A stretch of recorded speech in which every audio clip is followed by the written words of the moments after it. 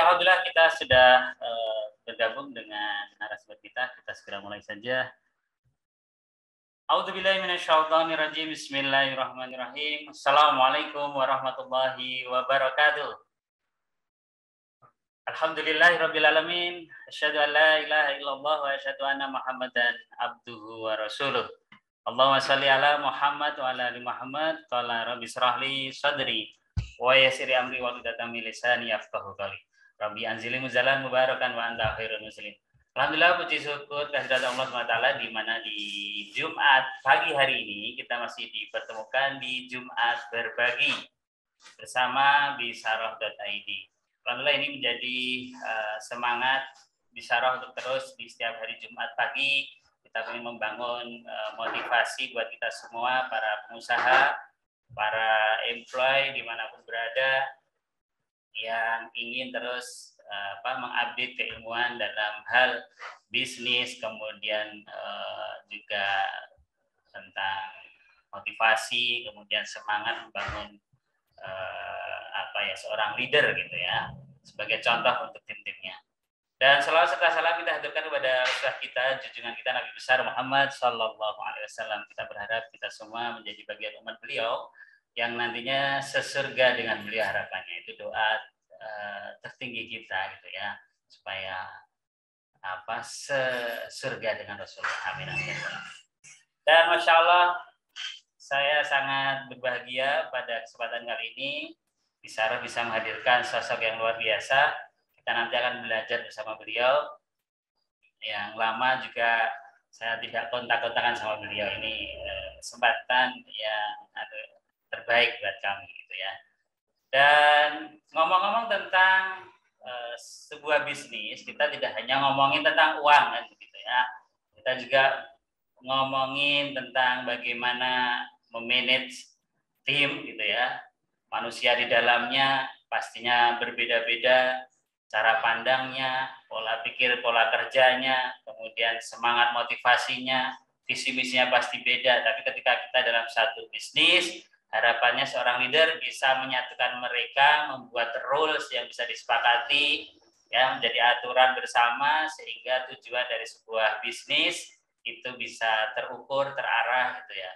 Dan utamanya di bagian apa nih yang perlu kita terus berikan motivasi pemahamannya, kemudian menjadikan suatu aturan di dalamnya, ya pasti manusia-manusianya gitu ya.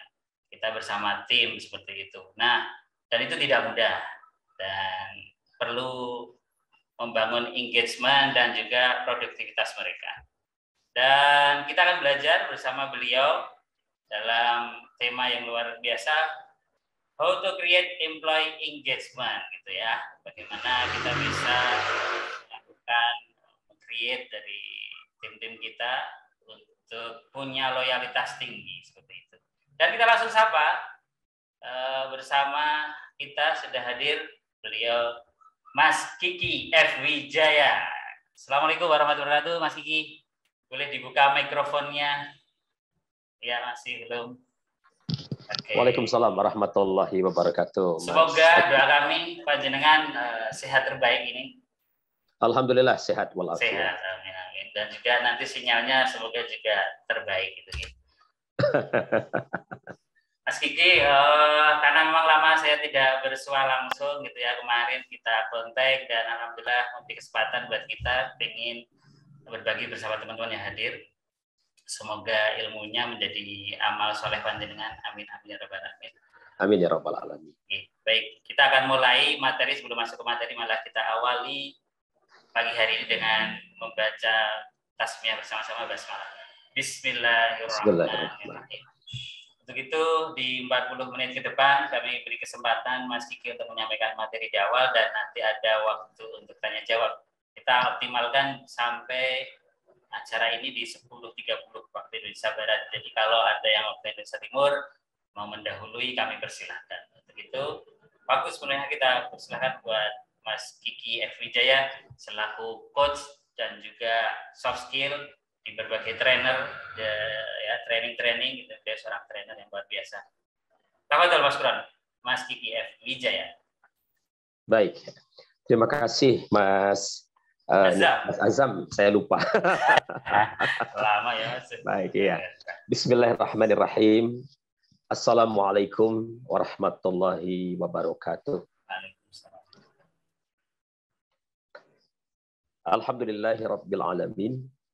Alhamdulillahilladzi arsala rasulahu bil huda wa dinil haqq lizalad dini kullihi walau karihal musyrikun. Asyhadu an la ilaha illallah wa asyhadu anna Muhammadan abduhu wa rasuluh.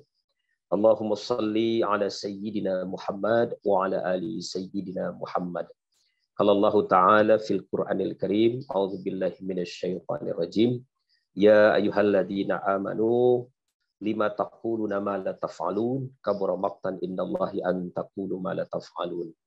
Innallaha yuhibbul ladzina yuqatiluna fi sabilihi saffan ka'annahum bunyanun marsus, amma ba'd.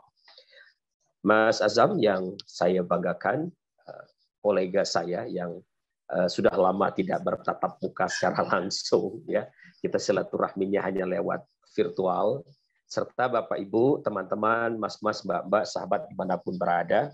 Saya tidak mau tahu dari mana ini asal muasalnya, cuman yang terlihat di layar saya ini ada Mas Hendri Palimbani, berarti dugaan saya orang Palembang.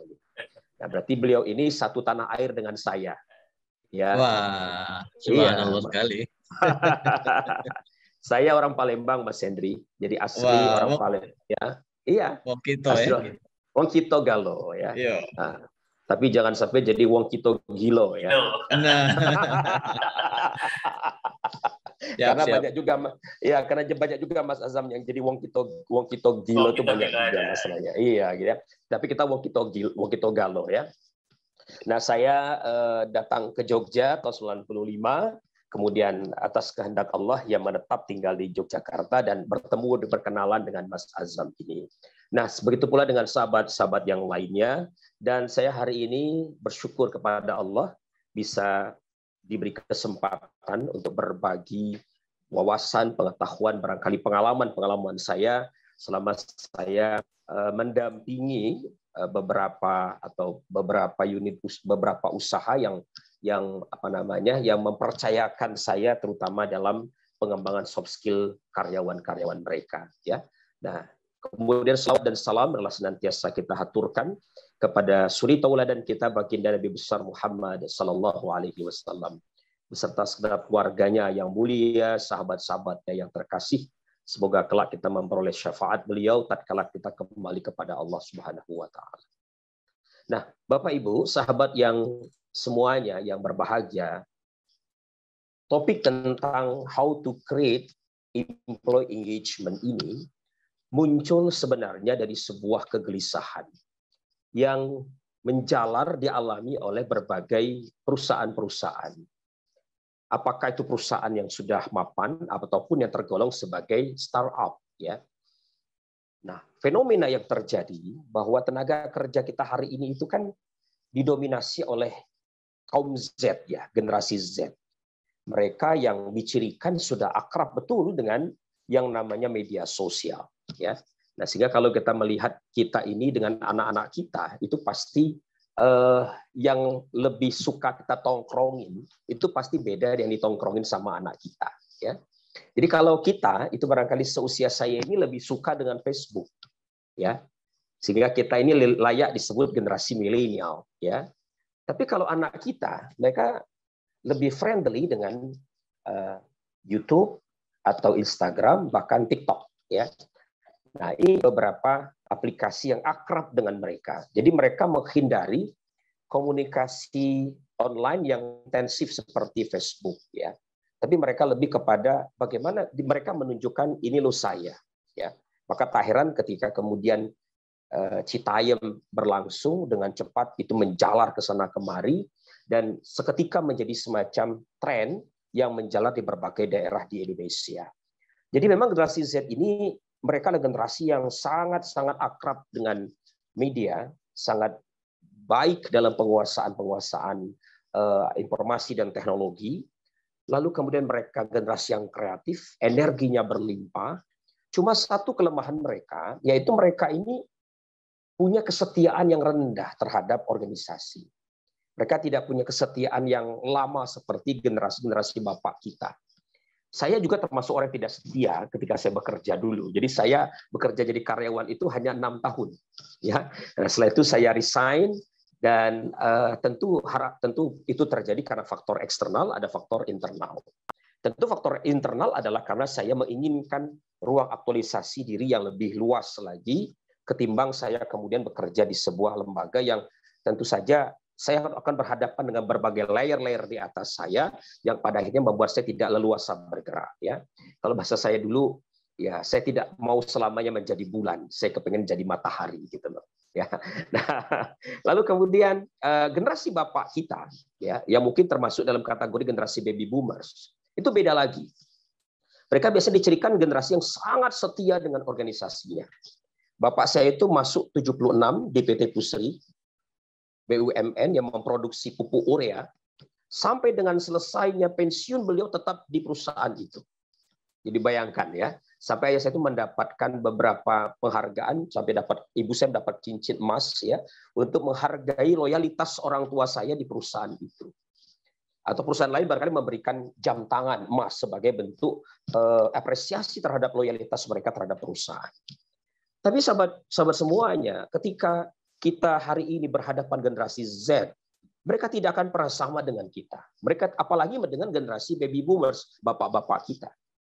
Bagi mereka alangkah naifnya ketika hidup ini dihabiskan untuk bekerja di satu perusahaan yang sama. Ya, maka 4 tahun, 5 tahun bagi mereka sudah kelamaan. Ya, 3 tahun itu sudah cukup bagi mereka. Mereka akan pindah lagi ke tempat yang lain.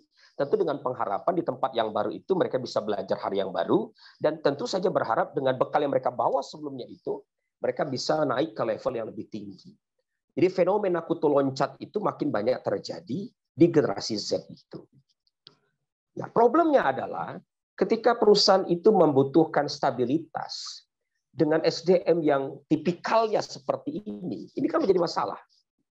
Ya, kalau perusahaan itu barangkali perusahaan yang katakanlah ya memang inputnya banyak, mengganti keluar masuk turnover karyawan itu no problem.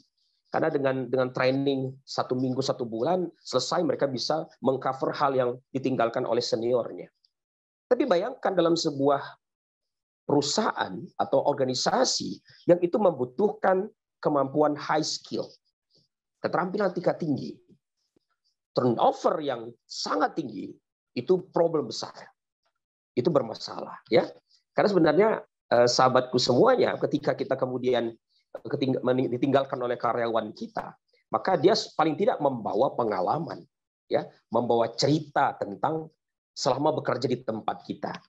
Kalau ceritanya baik, oke, gitu ya. Nah, tapi yang sering terjadi kan tidak demikian. Yang banyak mereka ceritakan dan itu menjadi hal yang lazim dimanapun kita lihat, mereka lebih suka menceritakan hal-hal yang tidak baik tentang perusahaan kita, gitu ya. Nah, jadi kerugiannya sangat besar ketika kita sebagai seorang owner tidak mampu mengayomi mereka ini. Maka ini menjadi sebuah tantangan yang krusial bagi kita sebagai owner. Bagaimana menjaga mereka ini memiliki tidak hanya loyalitas. Loyalitas itu sebenarnya isu yang sudah lama ketinggalan. Ya, satisfaction itu isu yang sudah lama ketinggalan. Isu yang hari ini muncul adalah engagement. Ya, employee engagement. Nah, engagement itu lebih dari sekadar kepuasan. Ya, nanti saya akan sampaikan ya apa yang disebut sebagai engagement itu. Nah, baik teman-teman, saya akan share ya beberapa slide untuk membantu perbincangan kita pada kesempatan kali ini agar lebih terstruktur dan sahabat semuanya bisa menyimaknya dengan baik penjelasan saya ini ya.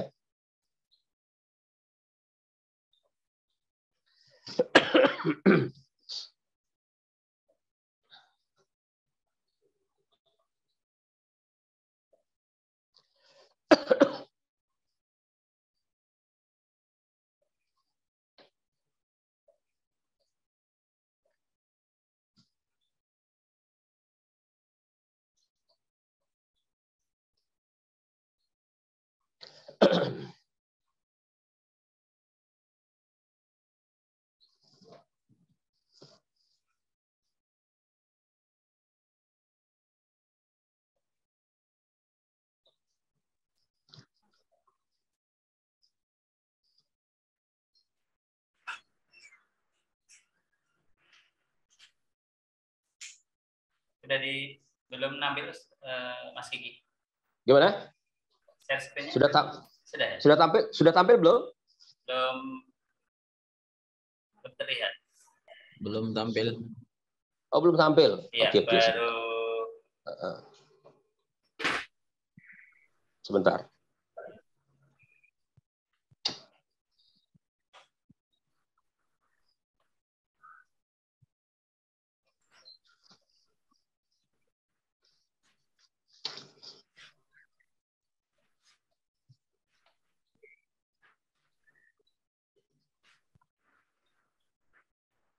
Tuh. Tekannya apa ya? Saya lupa ini. Share screen itu? Hah? Di share screen bawah? Atau? Nggak ada ini. Kok nggak ada ya? Dari handphone? Dari handphone. Oh iya.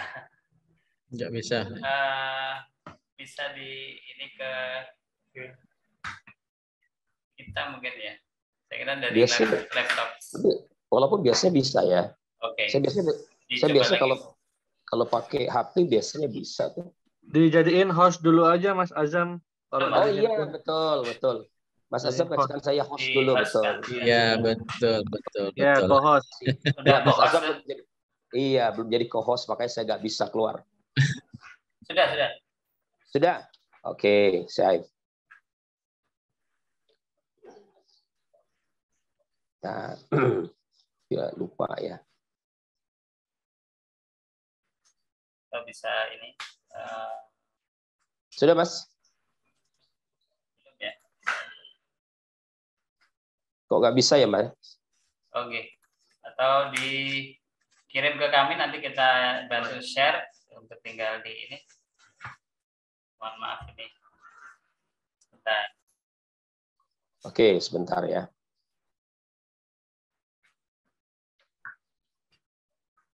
Saya kirim ke Mas Azam ya.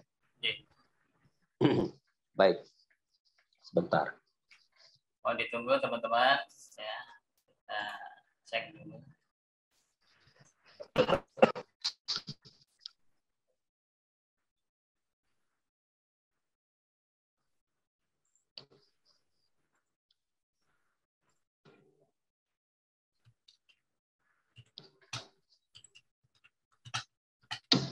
Ya, sudah saya kirim ya Mas Azam.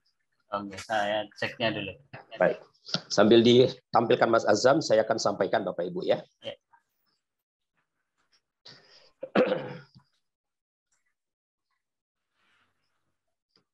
Oke. Via WA. Oh ya, ini baru aja masuk. Via WA. Ya, baik ya. Oke.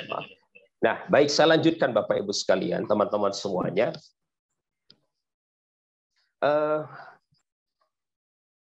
Employee engagement itu cirinya ada 3, ya. Adanya 3. Jadi kalau karyawan kita itu memiliki 3 ciri ini, maka dia dikatakan memiliki engagement, ya. Nah, yang pertama, seorang yang dikatakan memiliki engagement itu dia akan say, ya. Say itu artinya dia akan berkata yang positif, bicara yang baik-baik, ya, tentang ya pekerjaan dia, tentang lingkungan kerjanya, atmosfernya seperti apa, kemudian atasannya tentu saja, ya, karena biasanya memang problem ketidakpuasan karyawan itu umumnya Bapak Ibu itu terjadi relasi ketika terjadi masalah dengan relasi dengan atasan langsung, ya, gitu ya. Jadi bukan rahasia umum lagi bahwa biasanya keluar masuknya karyawan itu dikarenakan hubungan yang kurang harmonis antara dia dengan atasannya, ya. Nah, ketika dia bicara tentang yang baik, tentang itu semuanya kepada siapapun, entah kepada keluarganya, kepada koleganya dan lain sebagainya, ya, maka Bapak Ibu dia termasuk kategori orang yang memiliki engagement. Di slide berikutnya, Mas Azam. Yang ketiga, kalau saya tidak salah.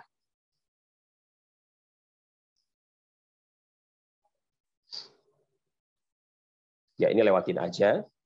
Langsung yang ketiga.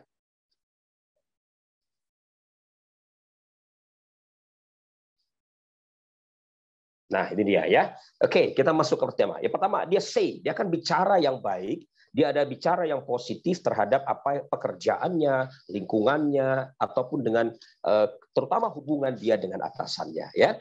Nah, yang kedua, silakan. Yang kedua disebut sebagai stay. Ya.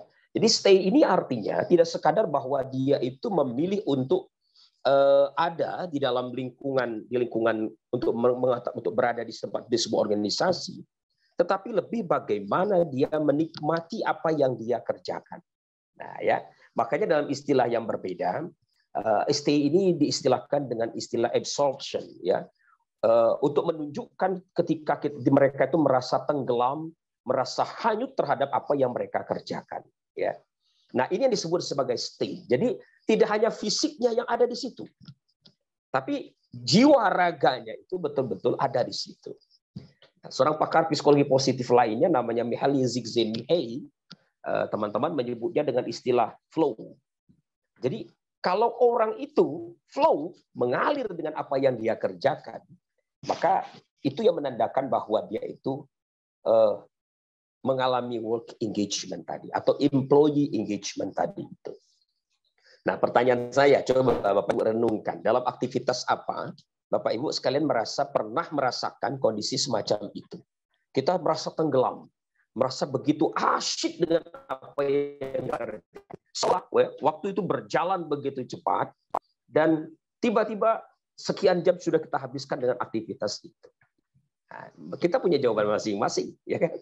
Nah, kalau saya pribadi, saya merasa ada tiga situasi yang membuat saya selalu merasa flowing dengan situasi itu.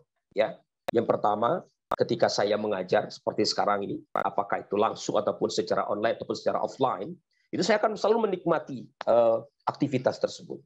Yang kedua, Bapak Ibu, saya selalu flow ketika membaca buku. Ya, tapi tidak semua buku yang membuat saya flow. Buku-buku tertentu yang membuat saya menikmati buku itu. Ya, yang ketiga, menulis. Ini tiga aktivitas yang selalu membuat saya mengalami fenomena flow itu. Nah, seorang karyawan yang flow itu adalah karyawan yang memiliki engagement. Nah, biar gampang Bapak Ibu mencerna bagaimana flow itu. Lihatlah bagaimana anak kita kalau dia masih sekolah dasar. Ya, suatu sore dia sedang main-main bersama dengan teman-temannya, ya, sebaya di dekat rumah kita. Lalu kita panggil dia. Ya, kalau orang Jawa tuh manggilnya begini, "Le, pulang, mandi." Gitu. Nah, biasanya apa jawaban anak kita itu? Kalau di Jawa biasanya jawabannya, "Bentar, gosek." Ya, "Nanti dulu, ya, nanti Bu," gitu ya. Nah, ungkapan seperti itu. Nah, kalau anak kita seperti itu jawabannya, Bapak Ibu semuanya, maka itu menandakan anak kita itu normal. Ya. Anak kita itu anak yang normal. Kalau dia langsung masuk ke dalam kamar mandi, langsung mandi, itu saya percaya bapaknya itu komandan security, percayalah ya. Karena anaknya takut luar biasa kalau bapaknya itu marah-marah sama dia. Ya. Tapi kalau anak normal pada umumnya ada pendidikan yang wajar kita berikan, itu akan memilih seperti itu. Ya. Nah, yang ketiga, nah ini tiga. Dalam bahasa yang berbeda ada yang disebut sebagai OCB, ya, Organizational Citizenship Behavior, ya. Jadi perilaku kewargaan organisasi. Jadi kalau mau diterjemahkan kira-kira begitu. Tapi istilah ini agak asing di telinga kita, ya. Tapi saya menggunakan istilah strive saja. Jadi strive itu begini. Orang kalau dia sudah punya engagement, maka dia akan memberikan energinya itu secara maksimal. Dia tidak hanya mengerjakan dari mana yang menjadi job description-nya, tapi dia bersedia, ya, dengan segala kesukarelaannya, dengan segala ketulusannya itu, dia melakukan aktivitas-aktivitas yang membantu rekan kerjanya. Ya. Jadi luar biasa. Jadi kalau orang itu merasa sudah engage dengan satu pekerjaan, maka dia jadi orang yang ringan tangan, dalam pengertian mudah memberikan bantuan. Entengan bahasa kita, kira-kira begitu. Ya. Nah, kira-kira Bapak Ibu sekalian, dari tiga ciri yang tadi saya sebutkan, staf Bapak Ibu, tim Bapak Ibu itu punya tiga ciri itu tidak? Ya. Kalau enggak, itu persoalan besar. Ya, persoalan besar. Karena enggak mungkin dong usaha kita akan bertumbuh dengan besar kalau dikerjain sendirian. Nggak ada yang namanya bisnis itu bisa besar kalau dikerjain sendirian. Gitu loh. Makanya kenapa saya sangat intensif membantu perusahaan-perusahaan yang sedang berkembang itu dalam program, saya sebut sebagai program Soft Skill Academy, ya, Akademi Soft Skill. Jadi setiap bulan itu Bapak Ibu saya hadir di tengah perusahaan itu memberikan pelatihan kepada karyawannya, mulai dari mengenali kekuatannya apa, bagaimana berkomunikasi, bagaimana membangun teamwork, bagaimana mengelola konflik, bagaimana selling skill yang bagus kepada customer-nya. Itu saya buat setahun. Jadi sebulan sekali saya hadir di situ, saya memberikan coaching kepada karyawannya itu tentang bagaimana mereka bekerja dengan baik. Nah, banyak owner itu menuntut produktivitasnya tinggi. Tapi mohon maaf nih, pelit banget sama biaya SDM-nya, pelit banget. Ya, luar biasa, susah sekali kalau ngeluarin duit untuk bayar trainernya, susah sekali gitu loh. Jadi aneh kalau kita marah-marah sama karyawan kita, ya, kita menggerutu tentang rendahnya perilaku kerja mereka dan seterusnya. Kalau kita tidak berinvestasi untuk mendidik mereka menjadi pribadi yang kita sebut sebagai star performer atau top performer itu. Nah, ciri seorang top performer itu yang paling basic, dia harus memiliki engagement. Nah, ya. Nah, jadi Bapak Ibu, kita sebagai owner, kita sebagai pemimpin harus bisa menciptakan atmosfer itu di tengah perusahaan kita, ya. Oke, yuk Mas Nizam buka di slide berikutnya, Mas Nizam.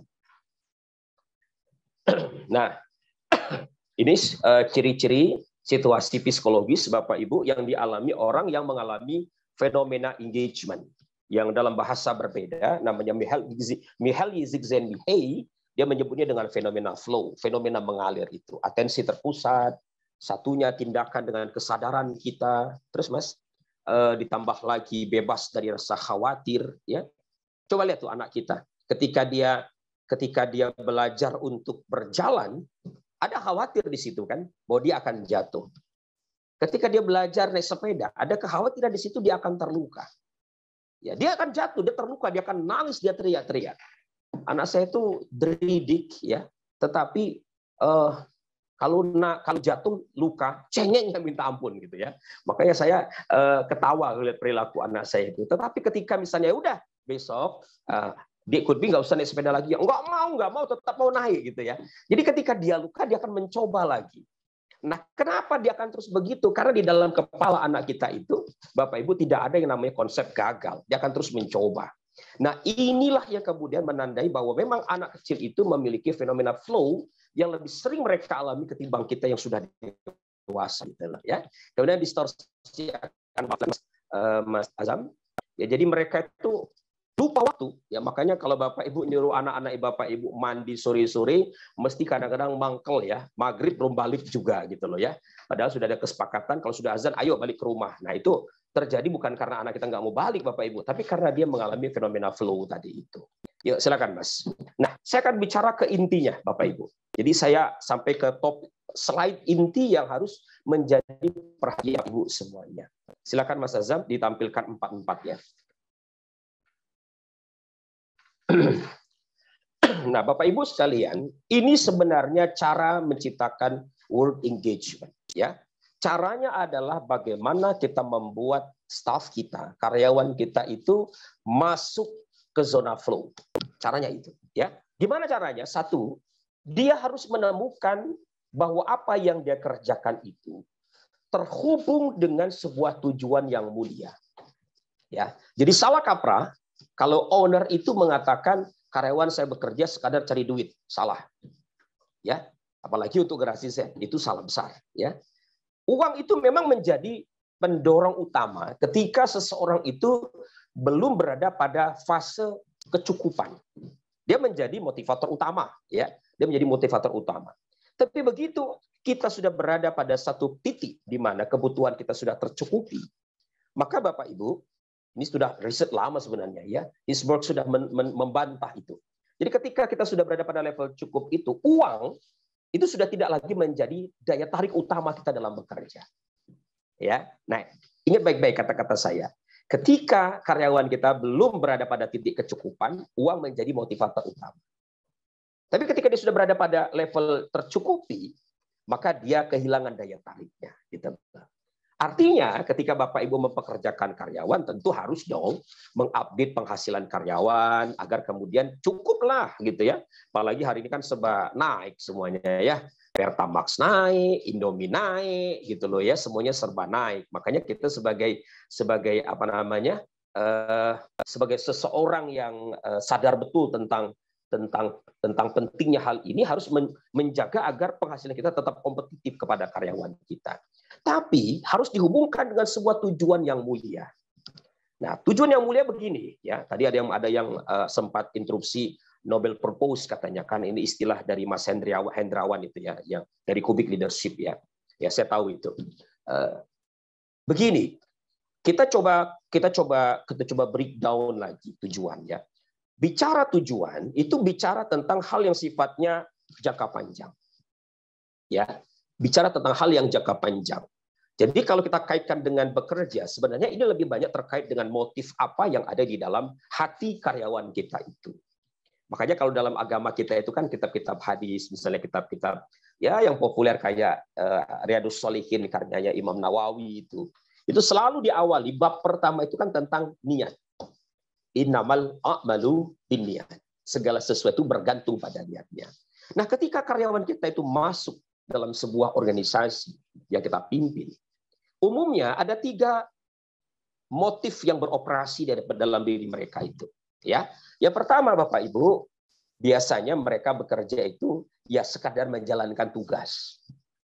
Ya tentu dasarnya apa? Ya kalau mereka kerja, mereka dapat duit, dapat fasilitas. Kalau mereka nggak dapat itu, ya mereka akan tidak mau menjalankan tugas itu. Atau dengan kata lain, pada level ini memang nuansa transaksionalnya itu ya tinggi banget gitu loh.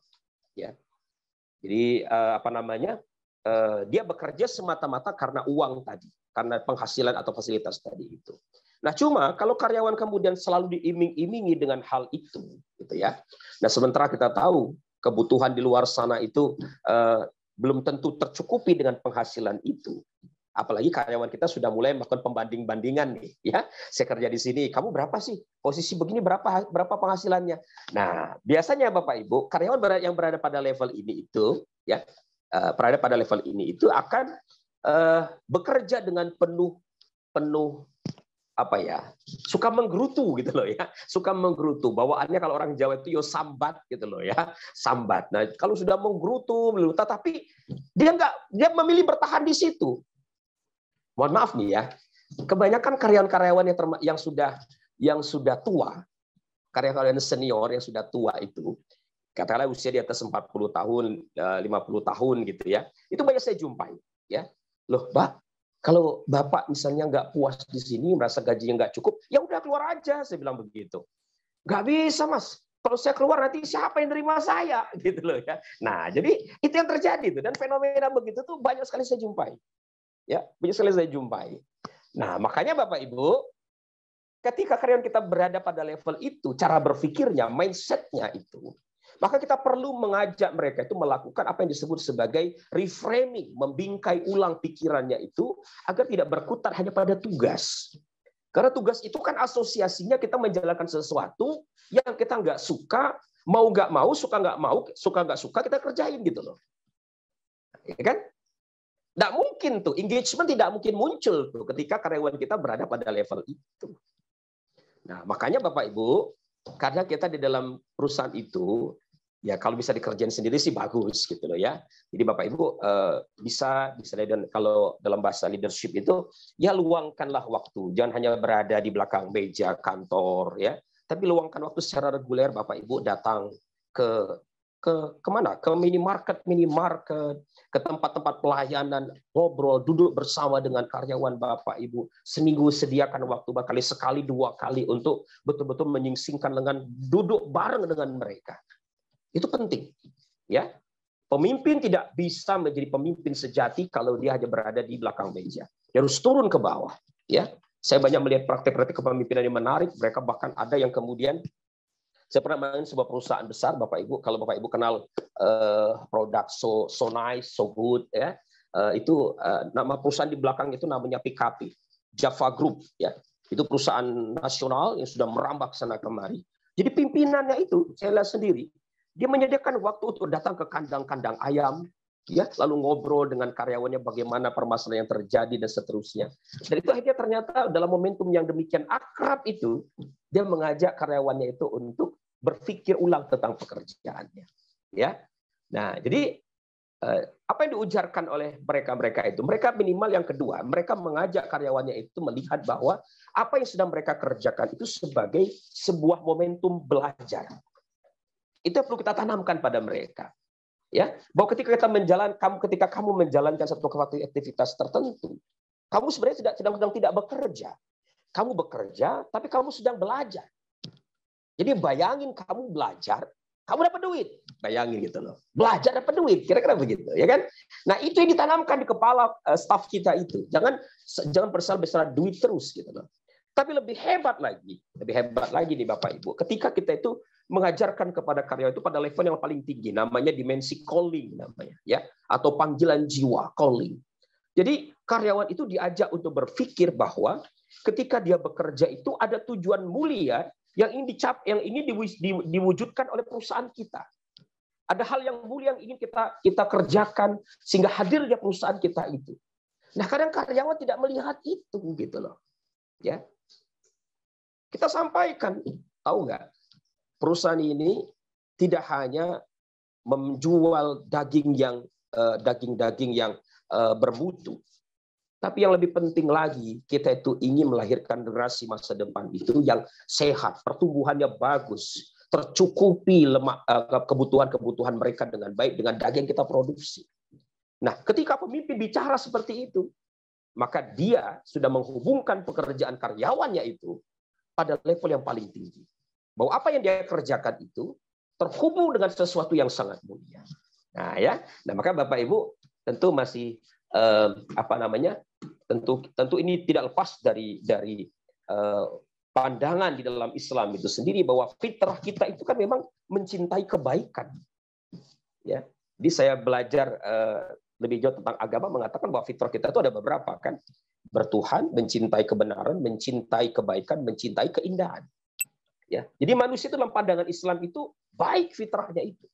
Nah, pekerjaan kita kenapa sering kali kehilangan hubungan dengan tujuan yang mulia tadi. Ya, kalau kita lihat sejarahnya itu kan dikarenakan pekerjaan hari ini itu kan tidak bisa lepas dari masa industrial, ya, di mana pekerjaan hari ini pun tidak lepas dari, padahal kita sudah berada di masa post industrial, pasca industrial, ya kan. Pekerjaan kita hari ini tidak sama dengan zaman dulu, gitu loh.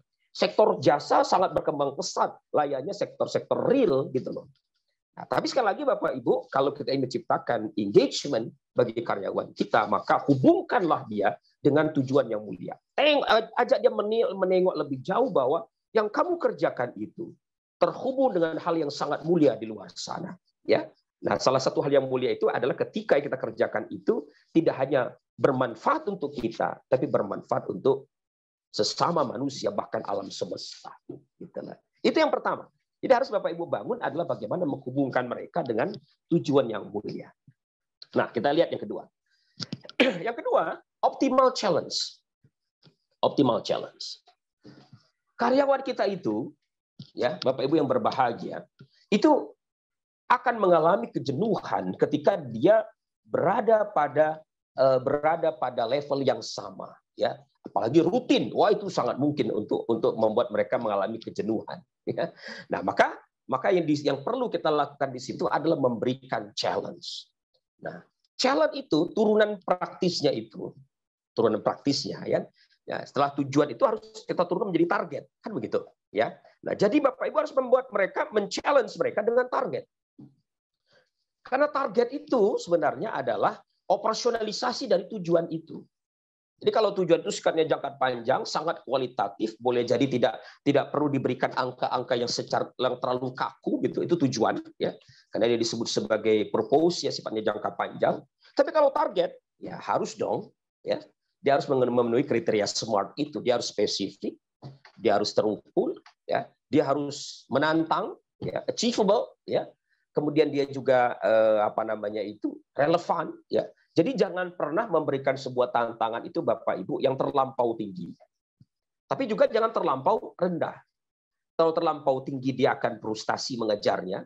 Kalau terlampau rendah, maka itu membuat dia mengalami kejenuhan tadi.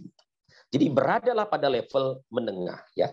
Ada dalam bahasa bahasa psikologi namanya hukum golden lock namanya. Jadi berikanlah tantangan itu pada level medium, moderat, ya. Nah, ditantang dia itu, ya, diciptakan tantangan-tantangan.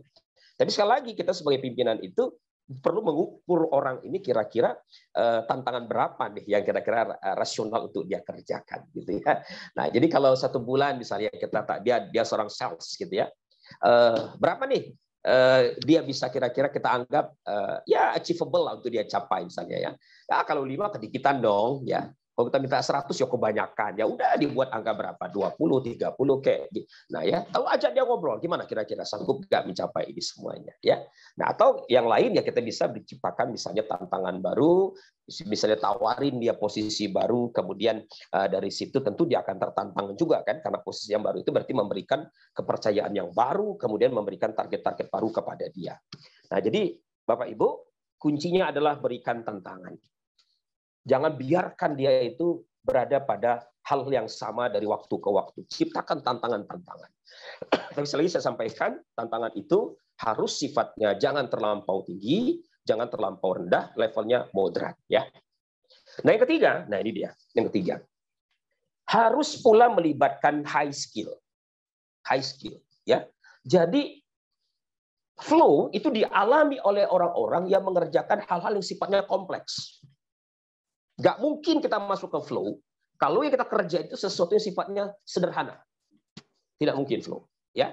Makanya saya tidak setuju kalau ada orang mengatakan saya flow dengan hal yang sederhana. Contoh misalnya apa ya? Mohon maaf, saya bukan merendahkan ya. Jadi menjadi seorang security, ya, security, ya. Security itu kan kalau lihat ya jaga keamanan lah, gampangannya kan begitu, ya. Tapi coba Bapak Ibu lihat, security di sebuah bank nasional terpandang, sama nggak dengan security di perumahan-perumahan kita? Beda pasti, ya kan? Ya, security yang ada di bank-bank itu, dia diberikan pengayaan pekerjaan, dia dilakukan job enrichment-nya itu, dia sebagai customer relationship sekaligus, ya. Dia buka pintu. Selamat pagi Ibu, selamat pagi Bapak, ada yang bisa saya bantu? Oh, saya mau bayar Mas. Oh, diarahkan, dia tunjukkan. Silakan Ibu, diisi. Ini kalau orang nanya, dia dengan sigap memberikan jawaban-jawaban. Nah, saya rasa munculnya hal semacam itu berangkat dari sebuah kesadaran dunia perbankan bahwa kalau orang security hanya tugasnya jaga doang, ya, atau paling banter ya bantu ketika customernya keluar dari parkir gitu loh. Dia akan terjebak dalam kejenuhan. Percaya sama saya, jenuh. Ya, makanya saya itu setiap bulan, Bapak Ibu, selalu berinvestasi membeli buku saya. Ya, selalu membeli buku. 1 hari itu saya nggak baca buku itu pusing kepala saya. Nah, saya nggak tahu Bapak Ibu pusing apa nggak kalau baca buku itu. Jangan-jangan malah pusing karena baca buku, bukan karena nggak baca buku, ya. Nah, saya pusing kalau saya tidak baca buku, gitu ya. Itu bagi saya itu hal yang sangat rugi kalau nggak ada baca buku. Dan tahu nggak Bapak Ibu sekalian, saya nulis buku itu jangan dikira di depan laptop loh, bukan loh, salah, ya. Saya nulis buku, sudah 5 buku yang saya tulis. Itu Mas Azam dan sahabat semuanya. Itu saya lagi nunggu di terminal pesawat, di kereta api. Saya pakai HP, saya nulis pakai HP. 1 tulisan selesai. Istirahat lagi setelah anak nonton saya setelah waktu nulis jadi buku tuh, bayangin, ya. Nah, tapi kan nggak mungkin tuh saya bisa seperti itu kalau saya nggak suka baca buku gitu loh, ya. Jadi membaca buku itu membuat cakrawala kita luas dan menulis itu membuat kita menjadi sistematik di dalam berpikir dan menuangkan ide-ide kita. Nah, itu cara saya menyebarkan apa tadi? High skill. Makanya Bapak Ibu, tadi saya singgung sekali lagi, beri waktu kepada karyawan kita untuk belajar. Ya, di perusahaan yang saya cerita tadi, saya menjadi coach mereka untuk soft skill itu. Tahu nggak? Seminggu itu diadakan acara pengajian itu 2 kali, Selasa sama Kamis. Ya, didatangkan topiknya beda-beda. Ya, ada kajian tafsir, ada kajian apa lagi ya, fikih gitu ya. Nah, tiba-tiba waktu itu dia ngundang saya, minta saya jadi coachnya juga. Saya bilang, aduh, kalau saya juga jadi penceramah di situ, nanti Bosen itu ya, karena kadang-kadang kalau ustadz itu tidak koordinasi juga terjadi pengulangan kan begitu kan ya. Nah gimana saya bilang nggak usah pengajian, tapi saya bilang kita belajar soft skill aja, cuma nanti kita coba padukan dengan bagaimana pandangan-pandangan keislaman. Nah alhamdulillah Bapak Ibu sekalian, dengan pola yang saya berikan itu, karena di situ ada experience-nya, ada permainan, ada apa namanya simulasi, itu menjadi semacam icebreaker yang membuat suasana menjadi berbeda gitu loh. Ya. Nah, Bapak Ibu mau berinvestasi itu tidak. Kalau itu tidak dilakukan ya udah, nggak mungkin mereka jadi seorang yang memiliki work engagement. Jadi yang belajar tidak hanya Bapak Ibu, karyawan harus diajarin dong gitu ya. Mereka harus belajar kalau mereka ingin memiliki engagement. Nah, jadi harus ada yang namanya high skill, melibatkan keterampilan kompleks, keterampilan tingkat tinggi. Makin kompleks itu kita kuasai, maka Bapak itu pelan-pelan menaikkan zona penguasaan kita. Naik terus seperti itu. Wah, kalau karyawan kita sudah kayak begitu, dia akan jadi karyawan yang mahal loh Bapak Ibu. Coba kita tanya hari ini, perusahaan mana yang bergaji, kalau karyawannya keluar langsung bergaji mahal? Kita jujur aja, Citibank kan. Orang Citibank itu kan terkenal. Kalau keluar dari Citibank pasti kualitasnya oke. Nah, kenapa dia oke? Karena perusahaannya itu sudah berubah menjadi learning organization, ya. Jadi organisasi pembelajar gitu loh. Nah, Bapak Ibu bisa menciptakan itu dan mengadakan hal yang tadi sudah saya ungkapkan. Nah, yang terakhir feedback, ya. Jadi harus tetap memberikan umpan balik. Kita sebagai pemimpin tidak boleh membiarkan karyawan itu kemudian berjalan sendirian. Kita tetap harus menjadi sahabat bagi mereka itu di dalam berkembang. Makanya Bapak Ibu, saya teringat John Maxwell itu seorang pakar kepemimpinan pernah mengatakan, pemimpin hebat itu bukanlah pemimpin yang bisa mencapai produktivitas yang tinggi. Tapi pemimpin yang hebat adalah pemimpin yang bisa menciptakan pemimpin berikutnya yang sama atau bahkan lebih baik daripada dia. Kan begitu kan? Ketika Bapak Ibu semakin menua, makin tua, makin renta, ya nggak mungkin dong perusahaan itu diserahkan kepada ditangani Bapak Ibu semuanya, ya. Karena biasanya seiring umur hidup kita ini ya kita pasti akan mengalami persoalan-persoalan di sana sini kan begitu. Dan harus diwariskan ke generasi berikutnya, entah itu anak kita, entah itu karyawan kita dan seterusnya. Kita harus memiliki rising star. Ya toh? Nah, di situ kita perlu feedback. Makanya Bapak Ibu, kalau kita bicara leadership itu, ya berjenjang leadership itu kan. Level yang paling rendah namanya level level permission, ya, letter permission. Jadi level di mana kita itu sorry, Mas Azam dibuka dengan slide yang paling bawah terakhir, Mas. Paling bawah. Yang terakhir, Mas. Nah, ini sudah saya singgung tadi, saya sudah uraikan ini ya. Yang terakhir aja, Mas, langsung melompat ke slide terakhir. Nah, ini tadi yang saya sebut golden lock, Bapak Ibu, ya. Silakan, Mas, terakhir. Nah, ini dia. Jadi, lihat Bapak Ibu sekalian di slide itu, ya. Jadi, Bapak Ibu harus bergerak. Kalau Bapak Ibu ingin berkembang perusahaannya itu, ya nggak bisa Bapak Ibu berada di level 1, 2 melulu gitu loh. Naik lagi Mas Azam sampai yang terakhir. Position itu artinya begini, Bapak Ibu memimpin itu berdasarkan status yang Bapak Ibu miliki, status kekuasaan yang Bapak Ibu miliki. Nah, tapi di level ini Bapak Ibu belum menjadi seorang pemimpin sebenarnya ya, tapi baru menjadi seorang pimpinan. Beda loh ya, menjadi pemimpin dengan menjadi seorang pimpinan, itu dua hal yang berbeda ya. Nah, tapi is okay, banyak orang yang memulai leadership-nya itu dari posisi ini dulu, ya. Nah, tapi Bapak Ibu kalau ingin besar tidak boleh berada di situ, tapi harus naik ke level berikutnya permission, ya.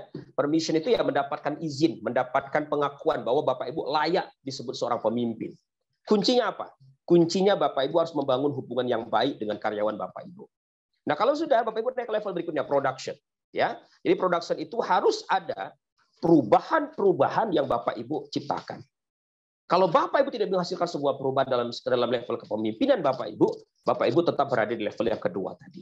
Ya, nah kalau sudah terjadi perubahan, ada produktivitas yang meningkat, menaik ke level yang berikutnya namanya people development. Nah ini tadi saya singgung tadi. Ya, jadi ketika kita ingin menciptakan kepemimpinan pada level lebih tinggi lagi, people development bahkan pinnacle. Ya, pinnacle itu Bapak Ibu menjadi legenda ya. Di legenda yang diceritakan dari generasi ke generasi begitu. Itu kata kuncinya adalah Bapak Ibu harus menjadi seorang coach bagi karyawan Bapak Ibu, ya, menjadi teman mereka, sahabat mereka di dalam berkembang, ya. Nah, maka karena itulah di situ Bapak Ibu perlu memberikan feedback. Nah, feedback itu ada dua kan? Ada feedback yang sifatnya positif, pujian. Ada feedback yang negatif, ya, kritik atau masukan, ya. Nah, kalau etika sosial, ya, kalau Bapak Ibu memuji, pujilah di halayak yang banyak, ya. Tapi kalau Bapak Ibu sekalian mengkritik, kritiklah empat mata, ya. Makanya saya selalu tidak suka kalau di publik itu ada pemimpin yang marah-marah, diekspos oleh publik, lalu kemudian dipuja-puja sebagai pemimpin perubahan. Sebagai saya pikir itu cara berpikir yang dangkal sekali. Itu menunjukkan pemimpin tersebut jelek kontrol emosionalnya, gitu ya. Nah, jadi kalau mesti Bapak Ibu langsung mikir, Ahok nih pasti ya. Jadi saya tidak mendukung Ahok bukan karena saya mendukung Anies Baswedan ya, tetapi saya memang melihat Ahok itu buruk dari sisi kematangan emosionalnya ya. Dan itu dalam pengetahuan saya sesuatu yang tidak baik untuk dilakukan. Gitu. Nah, jadi ketika Bapak Ibu memberikan feedback, perbanyak pujian. Perbanyak pujian. Pujian itu dilakukan secara publik. Tapi, nah ini tapi ada catatannya. Pujian itu harus mengekspresikan pada usahanya. Difokuskan pada usahanya. Contoh begini, kalau kita memuji anak kita. Wow, kakak Queen luar biasa. Rumahnya rapi banget. Pasti kakak Queen ngerjainnya dengan hati-hati sekali. Nah, ya. Jadi kata-kata hati-hati dengan tekun itu harus kita ungkapkan. Ya. Karena ketika kita menekankan pada usahanya, nah, kalau meminjam istilahnya Carol Dweck, ya, maka kita itu menumbuhkan apa yang disebut sebagai growth mindset. Growth mindset. Bahwa dia berkembang, dia layak mendapatkan pujian itu karena usaha yang dia kerjakan. Jadi tidak hanya mengatakan, wow, spektakuler, hebat, ya, top Markotop, TOP BGT, Jos Gandos, enggak gitu. Ya. Itu tidak membangun growth mindset. Jadi growth mindset itu akan tumbuh manakala karyawan itu tahu atas apa nih saya dipuji gitu loh ya. Nah, jadi pujian itu harus diarahkan pada usaha apa yang detil, perilaku apa yang dia kerjakan sehingga dia layak mendapatkan pujian semacam itu. Begitupun sebaliknya ketika Bapak Ibu mengkritik, ya, Bapak Ibu perlu jujur menyampaikannya, ya, tetapi tekankan sekali lagi pada perilaku, tindakannya sampai kemudian kenapa dia dikritik, kenapa dia perlu memperbaiki perilakunya tersebut. Nah, ini Bapak Ibu, kalau 4 hal ini, ya, ada dalam praktek kepemimpinan yang kita kerjakan, maka insya Allah karyawan itu akan menemukan sebuah atmosfer yang luar biasa yang ditandai dengan paling utama ditandai dengan adanya work engagement ya. Nah, ini Bapak Ibu sekalian, 45 menit lebih dikit nih Mas Azam ya. Saya menyampaikannya, tapi mudah-mudahan bisa menginspirasi Bapak Ibu. Monggo nanti silakan dilanjutkan dengan tanya jawab. Kalau memang saya bisa menjawabnya akan saya jawab. Kalau tidak cukup ya nanti bisa ditanyakan pada pembicara lain yang mungkin lebih ahli ketimbang saya, gitu ya. Terima kasih atas waktunya. Mudah-mudahan suatu ketika saya bisa bersilaturahmi langsung dengan Bapak Ibu semuanya. Sekian, jangan kemana-mana. Kita lanjutkan setelah pesan-pesan komersial berikut ini. Silakan Mas Azam. Wassalamualaikum warahmatullahi wabarakatuh. Waalaikumsalam warahmatullahi wabarakatuh. Jazakallah Mas Kiki F. Wijaya yang sudah menyampaikan, Masya Allah luar biasa, bagaimana kita menjadi seorang pemimpin ya, kemudian bagaimana akan diduplikasi untuk kepada karyawan kita menjadi semangat baru untuk bisa membangun engagement gitu ya. Dan bagaimana teman-teman boleh deh kasih jempol atau disampaikan bahwa pujian kepada Mas Kiki ya. Ini gimana penyampaiannya sangat luar biasa kan? Silahkan di chat yang nanti atau kasih jempol paling banyak boleh bertanya. Nah, yang jempolnya paling banyak langsung boleh bertanya kepada Mas Kiki. Ya, kita kasih kesempatan. Silahkan di chat, dikasih jempol, emotikan jempol ya, atau ini apresiasi kepada Mas Kiki. Bagi yang ini boleh bertanya. Silahkan yang mau bertanya, silahkan kasih jempolnya dan bisa sampaikan wow, terima kasih, apapun ya, ke Mas Kiki. Silahkan, yuk. Oke. Ada yang mau bertanya langsung? Boleh deh. Ya, penasaran. Ya. Materi. Berarti Pak Hendri. Ya. Boleh Pak, bertanya Pak. Masya Allah materi daging. Ya. Habis ini Mbak Agatha. Oke. Saya di layar saya ada Pak Hendri. Boleh kami beri kesempatan atau Pak Umar silahkan bisa langsung bertanya kepada Mas Kiki apa yang menjadi pertanyaannya, silahkan langsung saja ya. Masya Allah luar biasa keren ini coach kita juga ini. Boleh atau Mbak Agatha mau tanya ke Mas Kiki? Enggak ada? Saya yang tanya lagi. Oh boleh, monggo. Pak Rendra. Siap. Assalamualaikum warahmatullahi wabarakatuh. Waalaikumsalam warahmatullahi wabarakatuh. Ya. Salam kenal. Luar biasa ini pembahasannya. Apalagi tentang manajemen SDM. Yang mau saya tanya ini gimana sih menginstal purpose kita ya kepada tim itu, kalau teknis cara menginstalnya gimana? Kita udah punya purpose mulia nih, tujuan mulia nih. Misalnya kayak Bisara.id ini kan punya tujuan menyelamatkan para pengusaha dari harta haram. Kita kan satu perusahaan bisnis yang memang punya tujuan itu. Nah, untuk bisa menginstal ke tim itu secara teknis bagaimana? Apakah menggunakan training atau menggunakan metode one-on-one coaching atau bagaimana? Kalau detailnya mungkin bisa di-share ke teman-teman, apalagi buat milenial nih. Milenial ini emang luar biasa sih tantangannya, karena beberapa kali kita juga punya tim marketing gitu ya, yang mereka nggak sampai setahun gitu ya, 1-2 tahun belum ini ya cepet puas lah, terus nyari lagi perusahaan yang lain dan lain sebagainya. Apalagi kita perusahaan yang emang lagi tumbuh, tidak selengkap seperti mereka. Kalau mereka impiannya kan pengen di startup dan lain sebagainya, itu mungkin yang sudah fasilitasnya lengkap itu mungkin beda lah tantangannya gitu. Itu Kang Kiki. Ya, baik, terima kasih.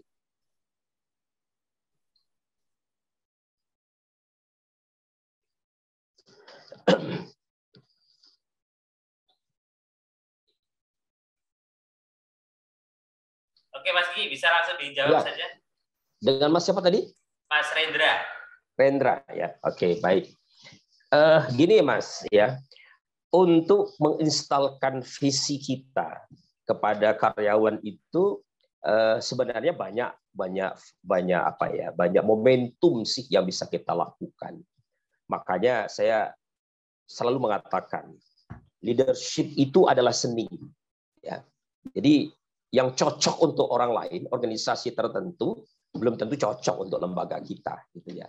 Nah, Mas Rendra pun punya cara beda-beda ya. Tadi saya cerita seorang CEO di sebuah perusahaan Java yang dia memilih untuk bersama dengan karyawannya ke kandang, bagaimana jadi PKP itu, perusahaan itu mereka menggunakan pendekatan plasma. Jadi mereka itu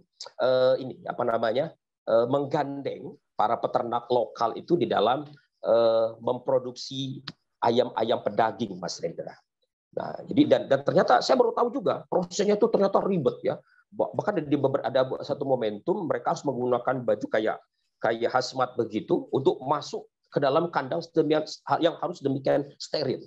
Jadi saya itu pernah diajak untuk datang kepada mereka, berkunjung ke kandang-kandang yang dikelola oleh Java Group itu. Dan di situ saya baru tahu, oh ternyata apa yang saya makan itu tidak sesederhana prosesnya gitu loh ya. Jadi saya baru tahu gitu ya, demikian luar biasanya proses menghasilkan ayam itu sampai ke mulut kita itu luar biasa panjang ternyata. Nah, disitulah Mas Rendra dan Bapak Ibu, saya itu makin sering berdoa, baca doa sebelum makan itu setelah saya mengalami pengalaman seperti itu gitu loh ya. Nah, tapi ada satu cara yang itu disepakati oleh para pakar. Apa Bapak Ibu? Bercerita, ya. Jadilah pemimpin yang bisa bercerita. Itu akan menginstalkan sebuah visi besar kepada karyawan kita. Contohnya siapa? Contohnya Matsushita. Bapak Ibu tahu sejarah Matsushita kan? Ya, seorang pendiri perusahaan yang bernama Matsushita Corporation. Terjadi Perang Dunia Kedua. Kemudian pada saat itu beliau dituduh sebagai bagian dari genosida yang dilakukan oleh Jepang. Ya. Tapi beliau selamat. Tetapi dampaknya apa? Perusahaannya sudah down ya. Luar biasa parah pada saat itu. Nah, saat itu semua orang dekatnya mengatakan sudah, ya kuncinya hanya satu, rumahkan sebagian besar karyawan kita kalau mau survive. Bapak Ibu Mas Susita mengambil keputusan yang sangat tidak lazim pada saat itu. Ya, dia bilang enggak. Kalau kita rumahkan mereka, bagaimana istri mereka, makan apa mereka di rumah itu, bagaimana anak-anak mereka, pendidikan mereka pasti terbengkalai. Ya, maka Bapak Ibu dia mengajak seluruh karyawannya itu kumpul di sebuah ruangan dan di situ dia membuat sebuah cerita yang lebih layak disebut sebagai filosofi menurut saya. Ya, dia datang membawa gelas Bapak Ibu. Lihat gelas ini. Kita akan bisa tumbuh, kita akan bisa keluar dari kesulitan ini kalau kita bisa belajar dari air yang saya pegang ini. Di Mas Susita itu terkenal Bapak Ibu dengan filosofi airnya. Ya. Apa yang mau disampaikan? Pertama, lihat air ini. Air ini dia layak diminum kalau dia bening, dia bersih. Artinya apa? Mas Susita akan bertumbuh kalau kita menjaga integritas kejujuran di dalam kita bekerja. Coba bayangin Pak. Yang kedua, kata dia ya, lihat air ini. Saya letakkan dimanapun dia akan sama dengan bentuknya. Artinya ketika kita menciptakan produk apapun harus menyesuaikan adaptasi dengan lingkungan di mana kita berada. Yang ketiga, air yang bisa kita minumkan adalah air yang bergerak. Kalau dia diam, dia akan menjadi comberan. Nah, sama dengan itu. Kalau kalian diam, kalian tidak belajar, kalian tidak bertumbuh. Tapi kalau kalian belajar, kalian bertumbuh, kalian layaknya air yang bergerak. Ya.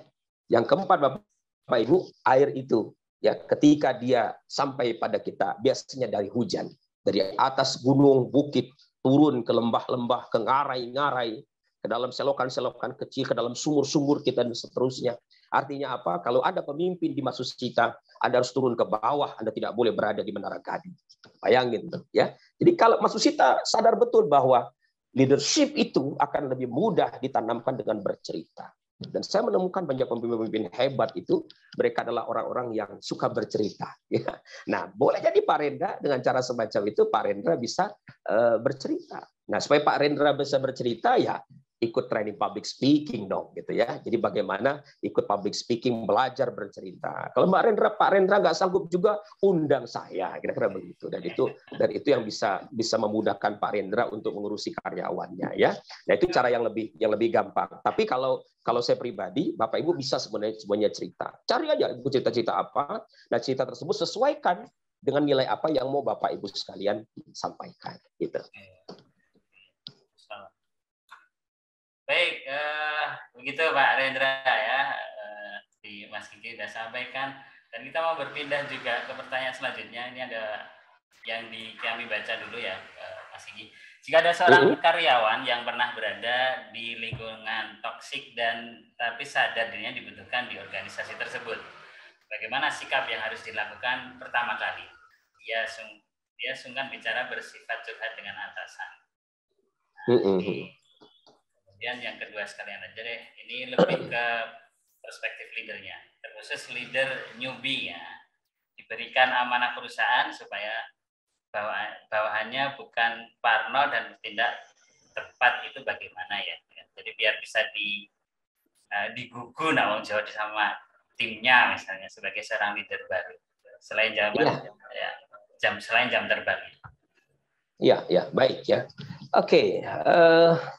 Lingkungan yang toksik itu biasanya ya itu terjadi dikarenakan pembiaran. Terjadi pembiaran.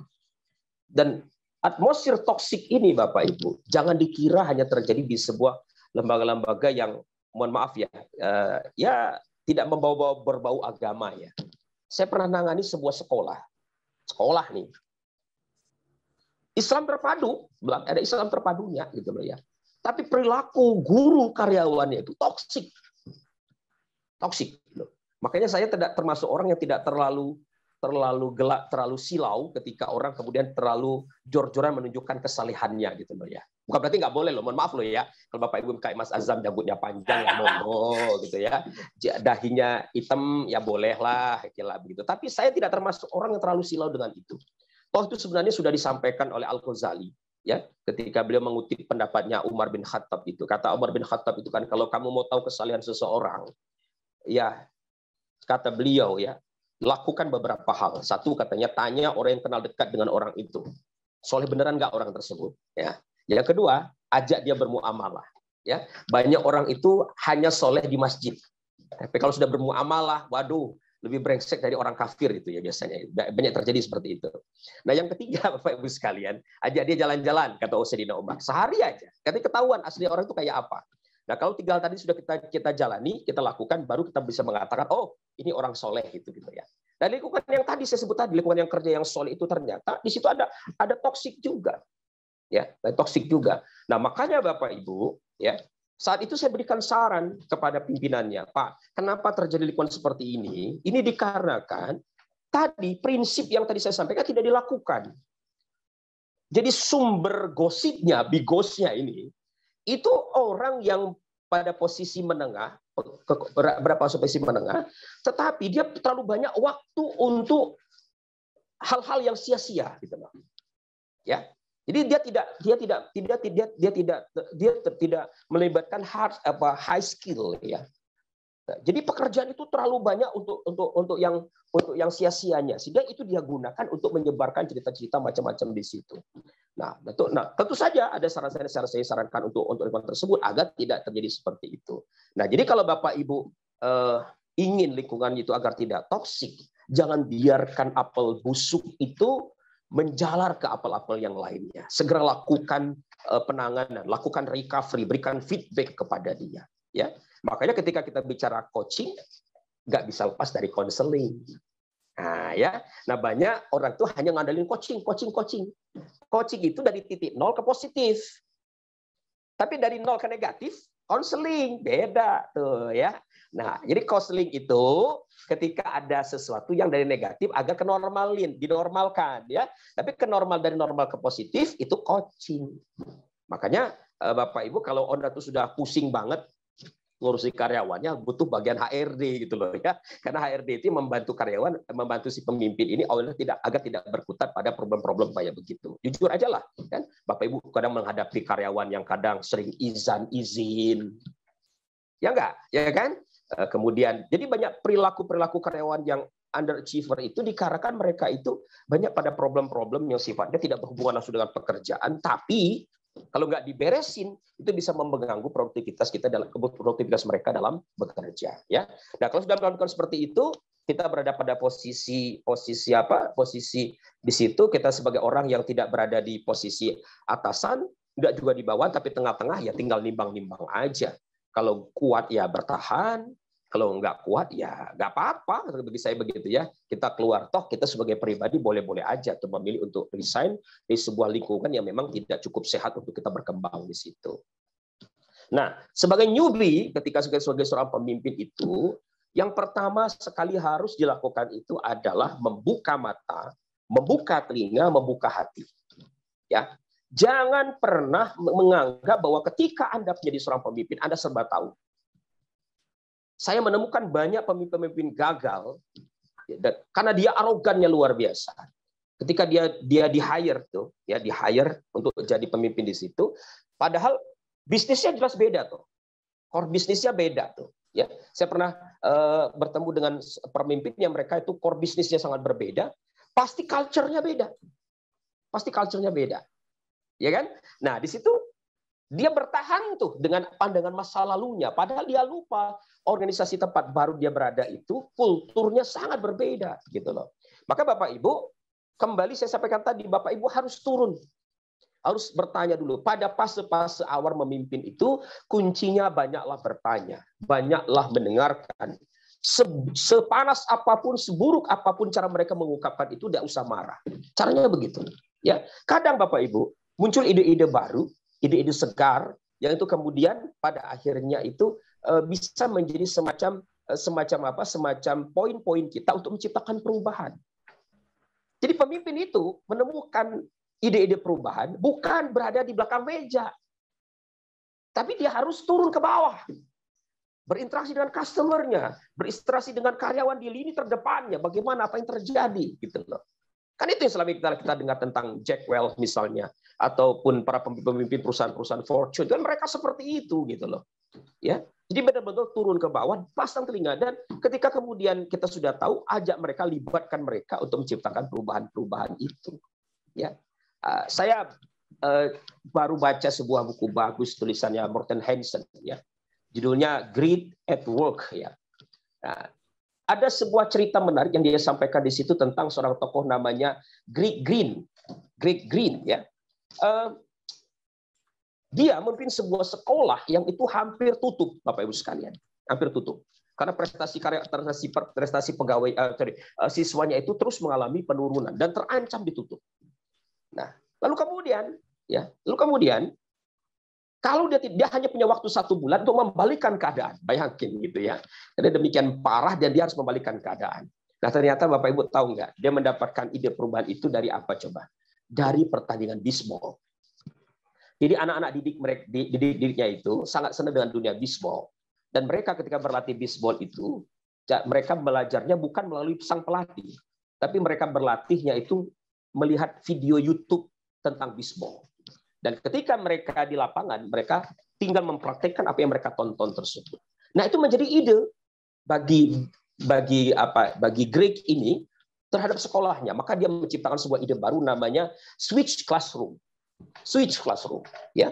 Jadi kalau selama ini di sekolah tradisional, di sekolah itu banyak ceramahnya, lalu untuk melatih mereka, kemudian mereka melakukan mengerjakan PR di rumah. Maka oleh beliau ini dibalik, ya. Guru-guru di sana itu disuruh merekam video-video pembelajaran, siswa itu disuruh nonton di rumah video-video YouTube tersebut, lalu di sekolah mereka itu melakukan latihan-latihan yang sudah siapkan oleh para guru-guru mereka. Apa yang terjadi Bapak Ibu sekalian? Dalam kurang waktu yang demikian singkat, setahun kemudian sekolah tersebut mengalami perubahan yang dramatis. Ya, sekolah itu mengalami peningkatan luar biasa, bahkan angka kelulusannya sampai 98%. Ya. Nah, itu yang kemudian harus kita lakukan sebagai seorang pemimpin itu. Ya, jadi harus melahirkan sebuah ide-ide perubahan. Tetapi sekali lagi itu tidak sepenuhnya kita dapatkan lewat berkontemplasi di belakang layar, tapi justru berinteraksi dengan orang-orang di sekeliling kita. Begitu ya jawaban saya, Mas Azam. Terima kasih Mas Kiki. Dan satu lagi aja yang bisa kita bacakan pertanyaannya, bagaimana cara mengukur bahwa kita adalah pemimpin sukses atau pemimpin yang gagal? Berarti di diri kita sendiri ya, mengukur atau orang lain ini ya, alat ukurnya. Oke, kepemimpinan itu sebenarnya selalu bergerak dari dalam keluar. Ya, itu yang harus digarisbawahi. Bergerak dari dalam keluar. Jadi kita perlu membangun diri kita dulu sebelum kita memimpin orang lain. Makanya kalau kita bicara leadership, Bapak Ibu, yang perlu kita bangun pertama adalah atribut kita dulu, ya, kredibilitas kita dulu itu. Nah, kredibilitas seorang pemimpin itu ukurannya ada 4 atribut harus dimiliki. 1, dia harus memiliki integritas, ini mutlak, ya, harus walk the talk, satu kata dengan perbuatan. Yang kedua, harus memiliki self motivation. Nggak mungkin kan dia menerangi orang lain kalau dia sendiri tidak menjadi pribadi yang bisa menerangi, nggak mungkin gitu loh, ya. Dia harus tercerahkan sebelum mencerahkan orang lain, ya. Makanya pemimpin itu harus memiliki, tadi saya katakan, tujuan yang mulia. Dia harus memiliki pandangan jauh ke depan. Untuk apa bisnis saya itu hadir gitu loh. Untuk tujuan mulia apa saya mendirikan usaha ini gitu loh, Bapak Ibu ya. Nah, kemudian yang ketiga, dia harus memiliki kematangan emosional atau dia punya kecerdasan emosional. Jangan mudah marah, ya. Ada fenomena Bapak Ibu yang disebut sebagai sindrom sindrom A, ya. Jadi male syndrome, ya. Jadi semacam sindrom A itu begini. Jadi semacam sindroma seorang pemimpin seseorang yang suka memimpin, dia terdepan, dia selalu punya keinginan untuk tampil ke depan, memimpin perubahan, tapi dia punya kelemahan. Sindromanya itu suka marah. Cepat marah, ya. Nah, kalau orang sudah cepat marah itu alamat dia kurang bagus sebagai seorang pemimpin. Dan yang keempat adalah berjiwa besar, harus memiliki prosperity consciousness. Jadi harus sadar betul bahwa kita itu bukan pribadi yang sempurna. Kita bisa salah, kita punya ide-ide yang terbatas, maka kita bersedia tadi saya katakan membuka mata, buka telinga, buka hati, ya. Nah, kalau sudah, baru level berikutnya. Nah, level interpersonal. Tadi sudah saya singgung tadi sebenarnya, ya. Jadi kalau pada level position itu Bapak Ibu mendapatkan kekuasaan karena apa tadi? Karena legalitas yang kita peroleh. Kita diangkat tuh SK kira-kira begitu, ya. Position, ya. Nah, tapi kalau Bapak Ibu owner kan nggak begitu. Bapak Ibu mendirikan usaha, otomatis Bapak Ibu punya position gitu, ya. Nah, pada saat itu bangun tadi 4 tadi itu. Nah, kalau sudah naik ke level berikutnya permission. Nah, permission itu kuncinya apa? Membangun hubungan. Ya, kenali hubungan. Datangi rumahnya, kenali siapa anaknya, kenali siapa istrinya. Ajak ngobrol mereka. Kalau sudah naik ke production, ya. Nah, production ini ditanya apa? Ada ide-ide perubahan, gagasan baru yang ditelurkan di situ. Dan tadi sudah saya singgung, kuncinya adalah Bapak Ibu harus berinteraksi dengan banyak orang. Nah, level berikutnya apa lagi? People development. Jadi Bapak Ibu dikatakan pemimpin berhasil kalau Bapak Ibu bisa menciptakan kader. Ya. Nah, yang terakhir adalah pinnacle. Nah, ini ceritanya ketika Bapak Ibu sudah menjadi legenda.